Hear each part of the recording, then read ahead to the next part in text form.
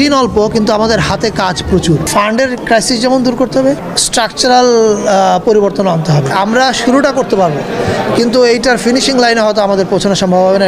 এবার উৎসব নিয়ে বলতে চাই, আমি গত 4-5 বা 5-6 বছর ধরেই এই ফেস্টিভ্যালটা তার সিলেকশন ইমপ্রুভ করছে।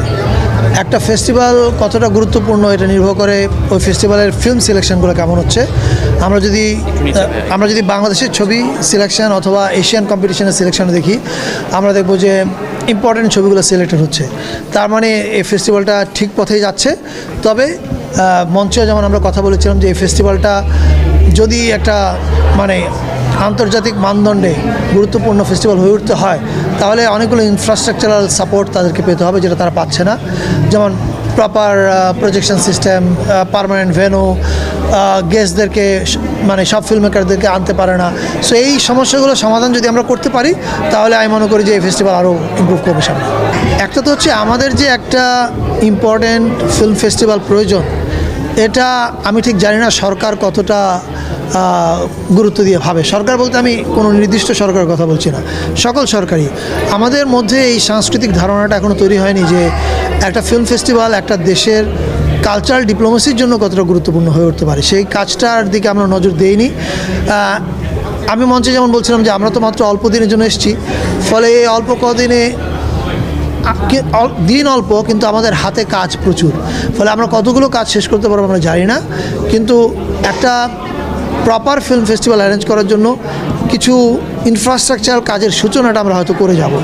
এটা পরবর্তীতে যারা গণতান্ত্রিকভাবে নির্বাচিত হবে, যে সরকারি আসে, আমি আশা করব তারা এটা কন্টিনিউ করবে। একটা তো হচ্ছে প্রথম কারণ তো ফান্ডের সমস্যা।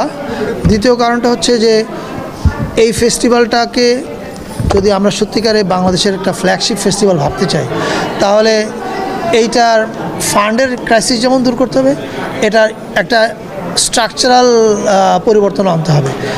যে কি করে এটা যেই সরকারি থাকুক, এখনকার সরকার বলে না, যেই সরকারি থাকুক, তারা কি করে এই ফেস্টিভ্যালের সঙ্গে, যেমন আপনি পৃথিবীর যে কোনো দেশের ফেস্টিভ্যালের দিকে যদি তাকান, কান, ভেনিস, বার্লিন, বুসান, সানড্যান্স, প্রত্যেকটার এটা ফেস্টিভ্যাল ডিরেক্টরেট থাকে, সেখানে গভর্নমেন্টের প্রতিনিধি থাকে, ফান্ড থাকে।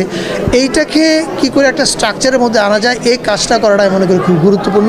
এটা না থাকার ফলে আপনি যে জিনিসগুলো মিস করছেন সেগুলো মিস হচ্ছে, এবং এটা না থাকার কারণে কিন্তু আপনি সব ফিল্ম মেকারকে ওখানে পাচ্ছেন না। আমি যেমন বললাম যে আমাদের হাতে অনেক কাজ, কিন্তু আমাদের হাতে সময় খুব কম।